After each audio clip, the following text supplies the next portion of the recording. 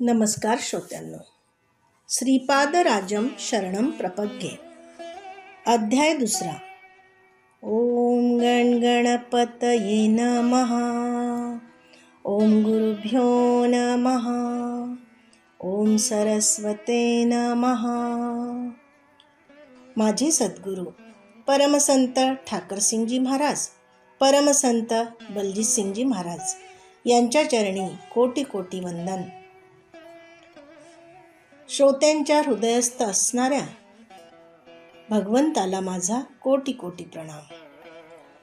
ब्रह्मानंदम परमसुखदम केवलम ज्ञानमूर्तिम द्वंद्वातीतं गगनसदृशं तत्त्वमस्याधिलक्ष्यम् एकं नित्यं विमलमचलं सर्वाधिसाक्षिभूतं भावातीतं त्रिगुणरहितं सद्गुरुं तं नमामि.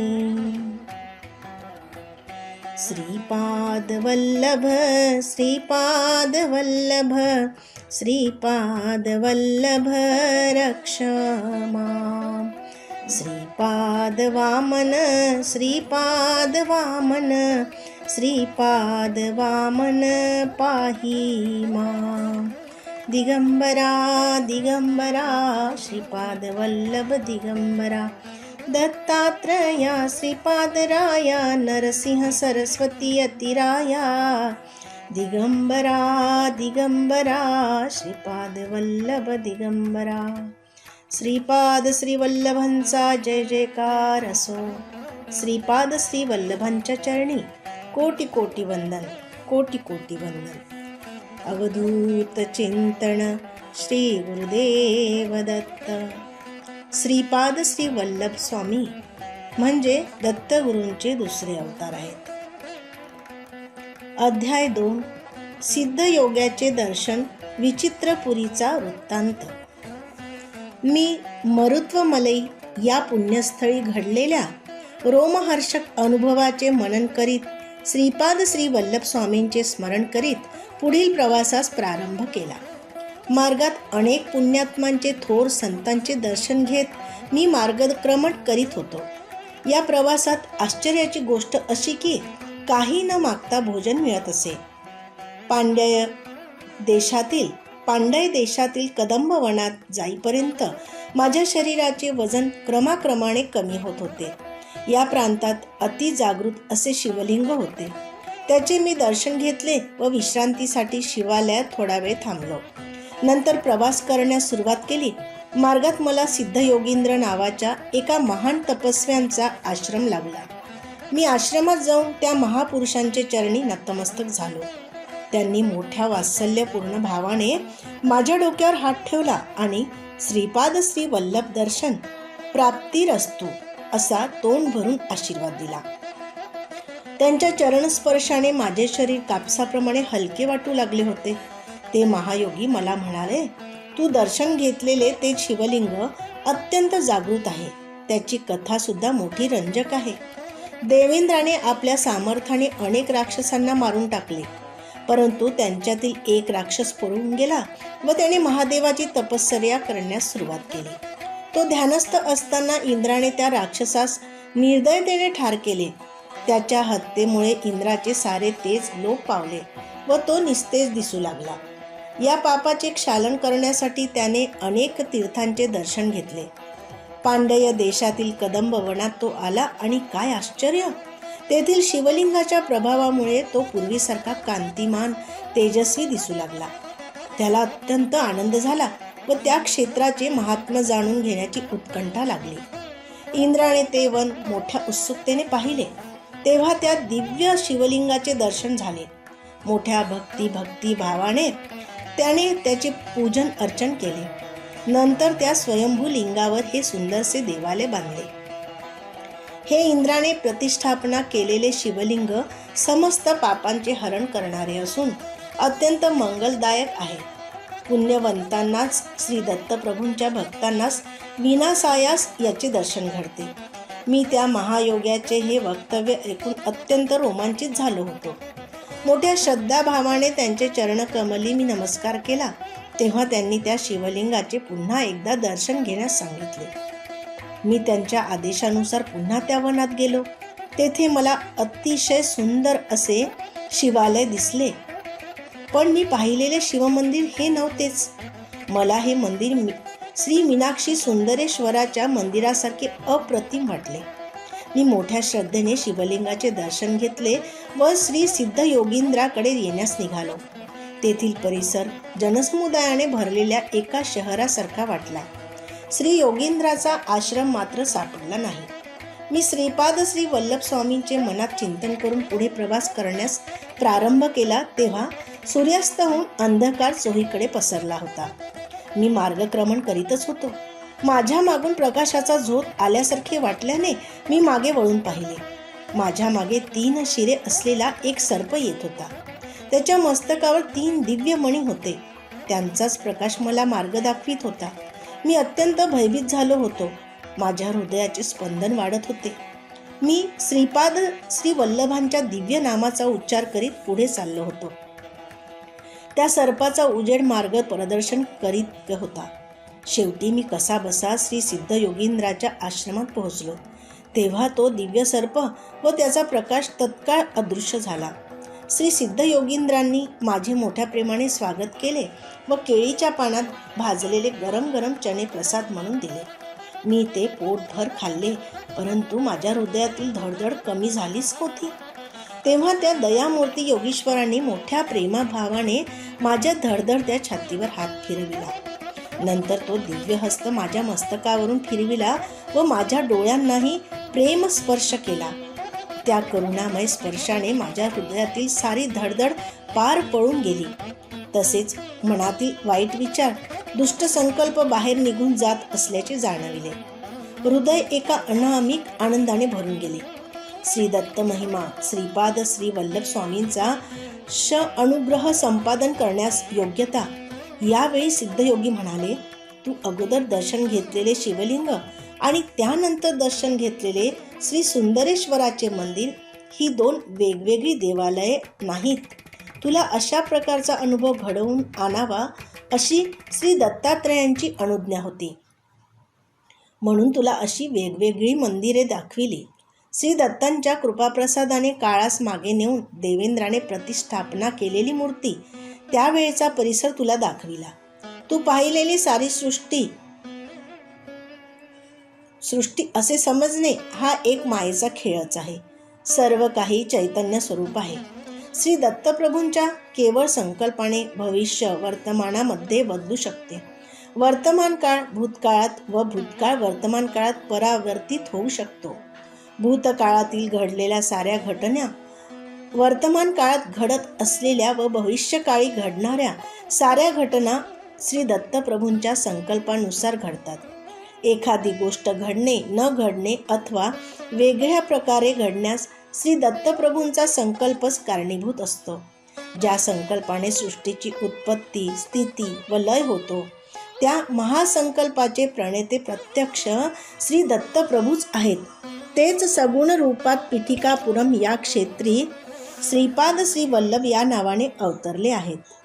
तेथील लोकांनी त्यांचे सत्यस्वरूप जाणले नाही, परंतु कुरवपूर येथील मासे पकडणाऱ्या कोळी लोकांनी त्यांच्यावर नितांत श्रद्धा ठेवली व अल्पज्ञ असूनही ते स्वामींच्या कृपाप्रसादाने भवसागर आनंदाने पार करून गेले.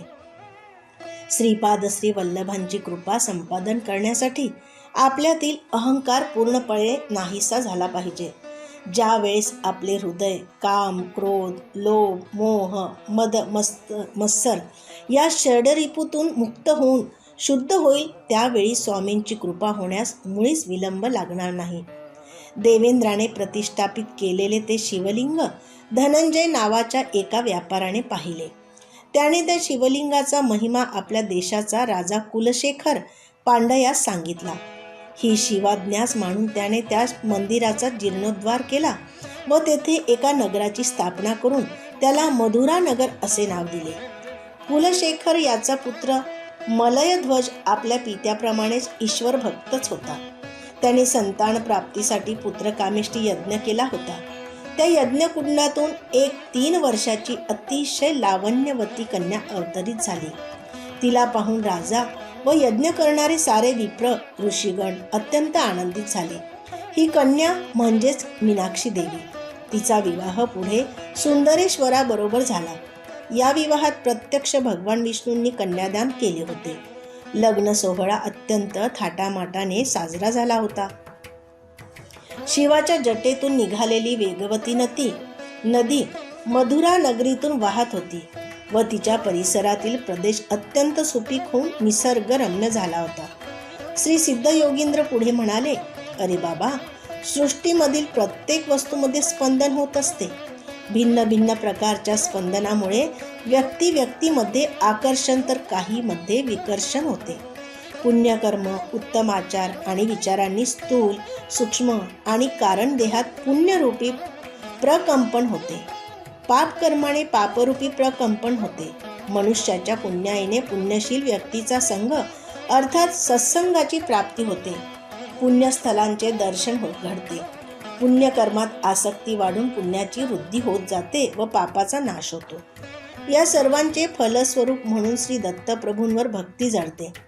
अरे बाबा शंकर भट्टा, तुझ्यावर श्रीपाद वल्लभांची अपार कृपा असल्यामुळेच तू येथे येऊन शकलास. माझ्या सद्भाग्याने मलाच आश्चर्य वाटत आहे. श्रीपाद श्री वल्लभांच्या दर्शनाची तळमळ दरक्षणी वाढत होती. केव्हा एकदा कुरवपुरी जाऊन श्रींच्या चरणी नतमस्तक होईन असे झाले होते हो. अशा स्थितीतच मला निद्रा लागली होती. दुसऱ्या दिवशी सकाळी उठलो तर आश्चर्याचा धक्काच बसला.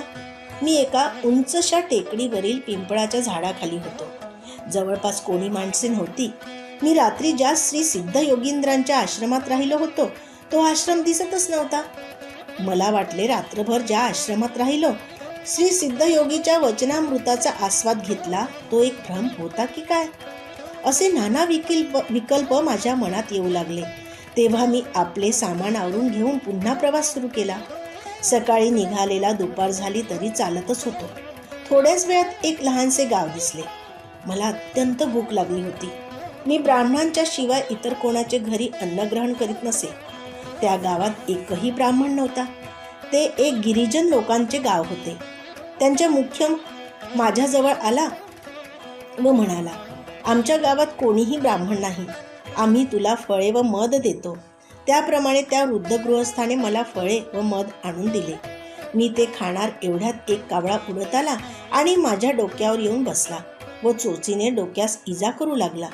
मी त्याला हाकलण्याचे खूप प्रयत्न केले परंतु व्यर्थ गेले. तेवढ्यात बाजूस असलेल्या झाडावरून एकदम 4-5 कावळे आले. ते माझ्या हातावर खांद्यावर बसून चोचीने हातपायांना जखमा करू लागले. मी तेथून फळे मध टाकून पळालो. तो वृद्ध गृहस्थ म्हणत होता, मी कोणा सिद्ध पुरुषाची निंदा केली असेल त्यामुळेच हा कावळ्यांचा त्रास भोगावा लागला. मला आठवले मी त्या सिद्ध योगींद्राबद्दल मनात शंका घेतली होती. त्याच अपराधाची ही शिक्षा होती. माझे शरीर रक्तबंबाळ झाले होते. मी पळत होतो. कावळे पाठलाग करीतच होते. मी श्रीपाद श्री वल्लभांची मनोमन प्रार्थना केली व या संकटातून सुटका करण्याची विनंती केली. तेव्हा मला समोर एक औदुंबराचे झाड दिसले. मी त्या झाडाखाली विश्रांतीसाठी बसलो. त्यावेळी मला जाणवले की माझ्या शरीरातून एक प्रकारचा दुर्गंध येत आहे. त्या वासामुळे जवळपास असलेल्या वारुळातून सर्प बाहेर आले आणि दंश करण्यास सुरुवात केली. त्यांच्या त्या विषाने मी मृतप्रायच झालो. तोंडातून फेस येत होता. हृदयाचे ठोके मंद गतीने चालले होते. केव्हा मृत्यू येईल ते सांगता येत नव्हते. सायंकाळ झाली होती. धोबी कपडे धुवून वाळवून कपड्याचे गाठोडे गाढवावर ठेवून ते घरी जात होते. माझी स्थिती पाहून त्यांना दया आली. त्यांनी मला एका गाढवावर बसविले व त्यांच्या गावातील चर्मवैद्याकडे घेऊन गेले. त्या वैद्याने वनातील काही मुळ्याचा रस काढून मला पिण्यास दिला. सर्पदंश झालेल्या जागेवर थोडी पाने बांधली. पिंपळाच्या कोवळ्या पानाचा रस काढून तो जखमेवर लावला. माझ्या दोन्ही कानात पिंपळाच्या पानाचे देठ ठेवले होते. विष जसे जसे पिंपळाच्या पानात उतरू लागले तसा तसा वेदना असह्य होऊ लागल्या आणि मी ओरडू लागलो. विष पूर्ण उतरून गेल्यावर मला बरे वाटले. ती रात्र मी वैद्याच्या घरीच काढली. तो वैद्य दत्तप्रभूंचा भक्तच होता. तो रात्रीच्या वेळी आपल्या कुटुंबियांसह मधुर आवाजात दत्तप्रभूंचे भजन गात होता. मी पलंगावर निजलो होतो. त्यांच्या त्या रसभरीत कीर्तन गायनाने माझे हृदय दत्तप्रभूंच्या अनुकंपेने भरून आले. त्या वैद्याने केलेल्या उपचारांनी मी पूर्ण बरा झालो होतो. त्याचे उपकार कसे फेडावे हे मला समजतच नव्हते. अवधूत चिंतन श्री गुरुदेव दत्त. दुसऱ्या अध्यायातील दुसरा भाग. विष पूर्ण उतरून गेल्यावर मला बरे वाटले. ती रात्र मी वैद्याच्या घरीच काढली.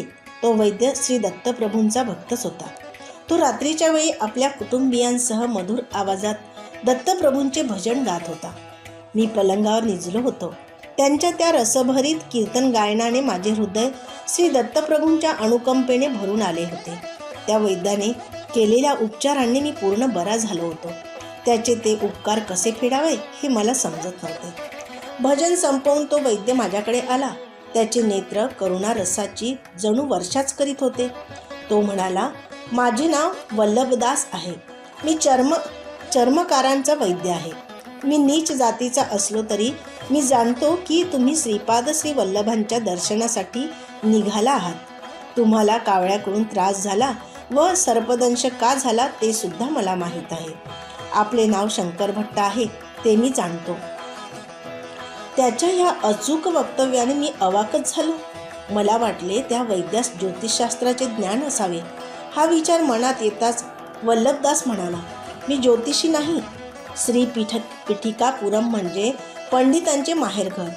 सांग वेदार्थ सम्राट अशी पदवी मिळविलेले श्री मल्लादी बापण्णा अवधानलू यांनी सुद्धा या पुण्यभूमीत निवास केला होता.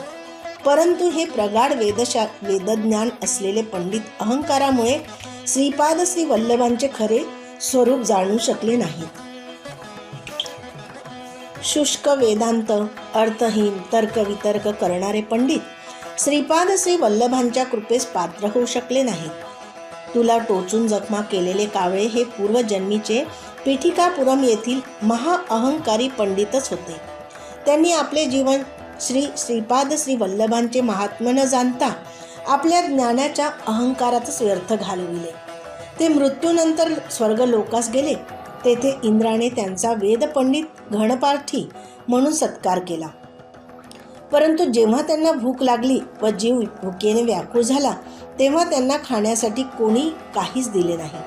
इंद्र म्हणाला, तुम्ही पृथ्वीवर असताना दानधर्म केला असता तर एका दाण्यासाठी 1000 दाणे आमच्याकडून मिळाले असते.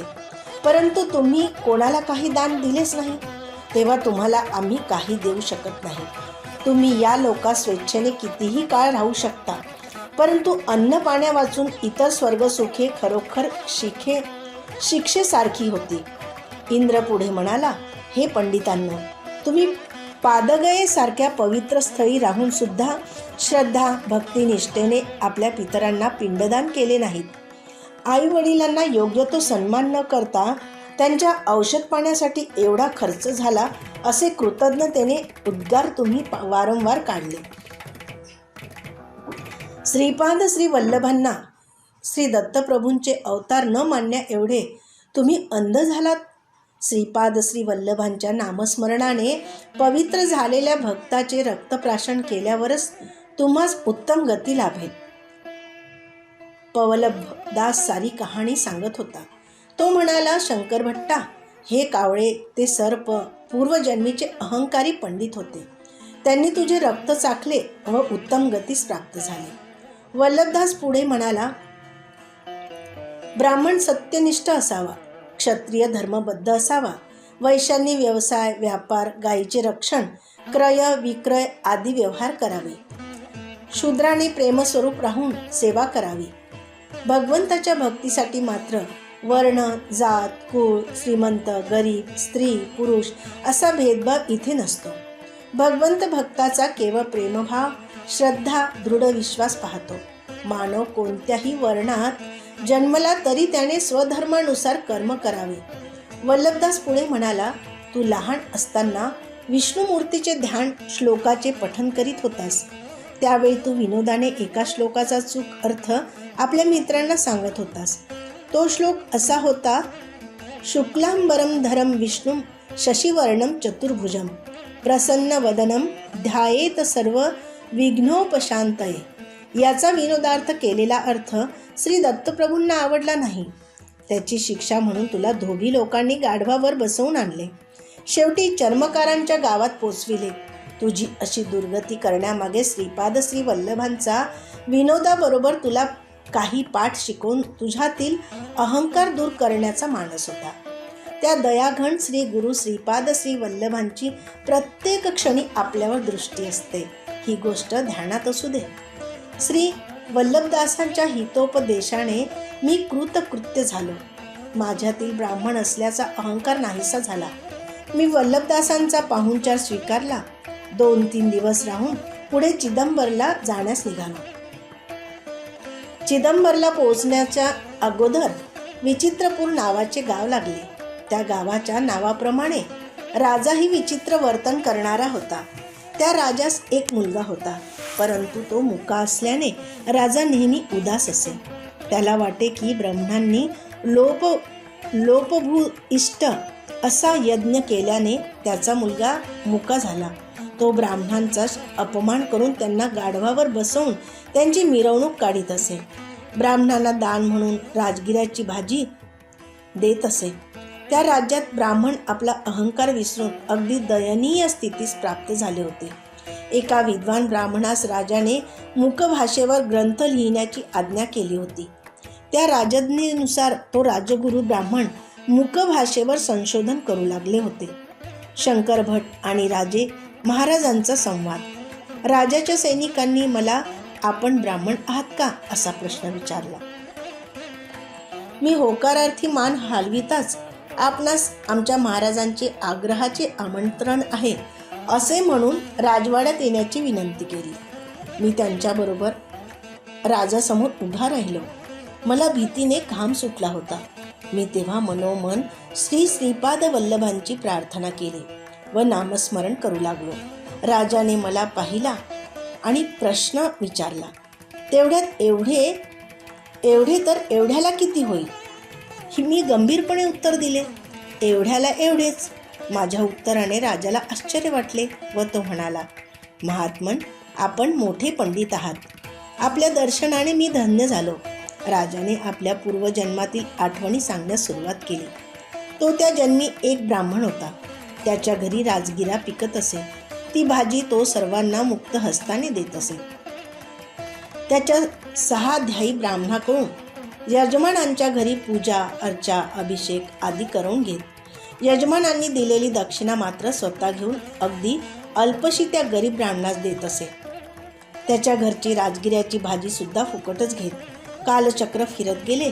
दुसऱ्या जन्मी तो गरीब ब्राह्मण राजा म्हणून जन्मला आणि त्याला त्रास देणारे लुबाडणारे ब्राह्मण दुसऱ्या जन्मी सुद्धा त्याच राज्यात ब्राह्मण म्हणून जन्मले. तो राजा पूर्वीच्या जन्मी दिलेल्या राजगिऱ्याच्या भाजीच्या दाण्याच्या कैकपट या जन्मात दान देत होता. त्याला अचाट दानाचे फळ काय मिळेल याचे उत्तर हवे होते. मी राजाला म्हणालो, महाराज, राजगिऱ्याची भाजी कितीही दान केली तरी तिच्या 100 पटीने तीच भाजी आपणास मिळेल. सध्याच्या परिस्थितीत रत्न मणी सोने आदी दान करणे तुझ्या हिताचे आहे. माझ्या उत्तराने राजास आनंद झाला. आता दुसरा प्रश्न मूकभाषेचा होता. राजगुरूंनी माझी परीक्षा घेण्यासाठी आपली 2 बोटे दाखवून 1 का 2 असे खुणेनेच विचारले. त्यांनी मला एकटाच आलास का, सोबत कोणी आहे असा प्रश्न वाटून मी एकटाच आलो असे दर्शविण्यास एकच बोट दाखवून खुणेनेच उत्तर दिले. त्यानंतर त्यांनी 3 बोटे दाखविली. 3 संख्या पाहताच मला दत्तात्रेयांची त्रैमूर्ती आठवली. तुम्ही दत्तभक्त आहात का असा प्रश्न वाटला.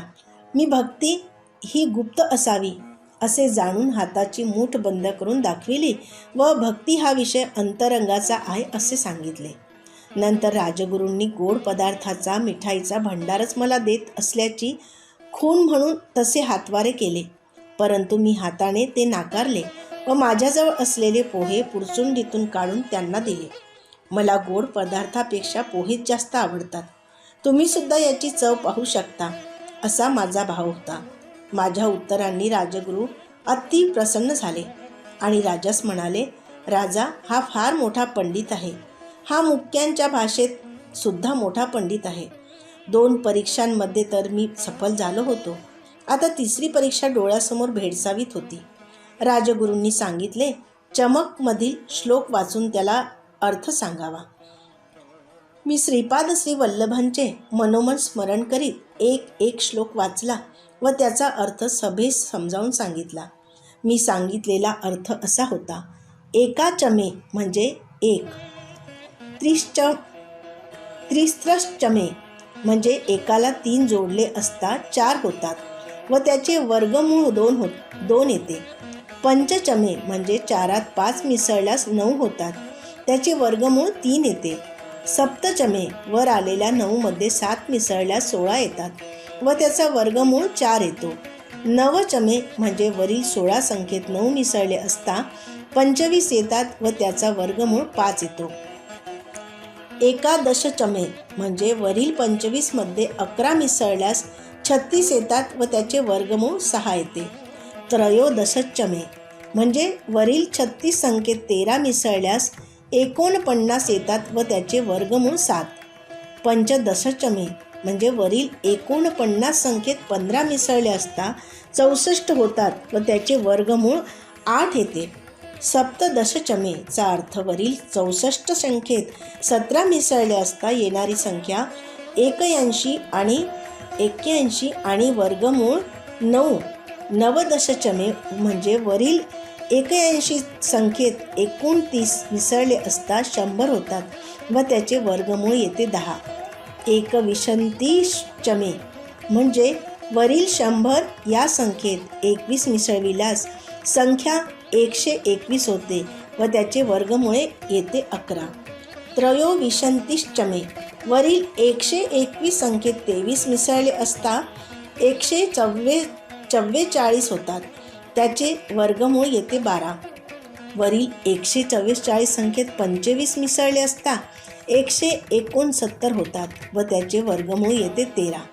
सप्तविंशतिश्चमे याचा अर्थ वरील 169 मध्ये 27 मिसळले असता 196 होतात व त्याचे वर्गमूळ येते 14.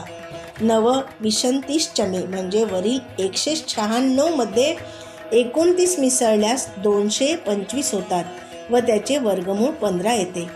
31चमे याचा अर्थ वरील 225 मध्ये 31 मिसळविले असता 256 येतात आणि त्याचे वर्गमूळ येते 16. त्रयस्त्रिश्चमे म्हणजे वरील 256 मध्ये 33 मिसळले असता 289 येते, त्याचे वर्गमूळ येते 17. माझे हे प्रवचन मलाच आश्चर्यकारक वाटले. मी हे जे बोललो ते सर्व सृष्टीच्या परमाणूचे रहस्य होते. ते कणाद ऋषींना माहीत होते. परमाणूंच्या सूक्ष्म कणांच्या भेदामुळेच विविध धातूची निर्मिती होते. माझे प्रवचन दरबारातील सर्वांनाच खूप आवडले. राजाच्या सर्व प्रश्नांना समर्पक उत्तरे दिल्यामुळे व श्रीपाद श्री वल्लभांच्या कृपेने मी त्या विचित्रपूर नगरातून सुरक्षितपणे बाहेर पडलो. श्रीपाद श्री वल्लभांचा जय जयकार असो. आजचा हा 2रा अध्याय श्रीपाद स्वामींच्या चरणी मी अर्पण करते. निशंक होई रे मना, निर्भय होई रे मना, प्रचंड स्वामी बळ पाठीशी, नित्य आहे रे मना. अतर्क्य अवधूत हे स्मरणगामी, अशक्य हि शक्य करतील स्वामी. जिथे स्वामी चरण तिथे न्यून काय, स्वयंभक्त प्रारब्ध घडवी हि माय. आज्ञे विना काळही न नेई त्याला, परलोकीही ना भीती तयाला, अशक्य हि शक्य करतील स्वामी. उगाची भीतोसी भय हे पळू दे, वसे अंतरीही स्वामी शक्ती कळू दे. जगी जन्म मृत्यू असे खेळ ज्यांचा, नको घाबरू तू असे बाळ त्यांचा, अशक्य हि शक्य करतील स्वामी. खरा होई जागा श्रद्धे सहित, कसा होशी त्यावीन तू स्वामी भक्त. आठव कितीदा दिली त्यांनीच साथ, नको डगमगू स्वामी देतील हात, अशक्य हि शक्य करतील स्वामी. विभूती नमन नाम ध्यानादि तीर्थ, स्वामीच या पंचामृतात. हे तीर्थ घे आठवी रे प्रचिती, न सोडती तया जया स्वामी घेती हाती, अशक्य हि शक्य करतील स्वामी. श्रीपाद श्री वल्लभ स्वामी महाराज की जय.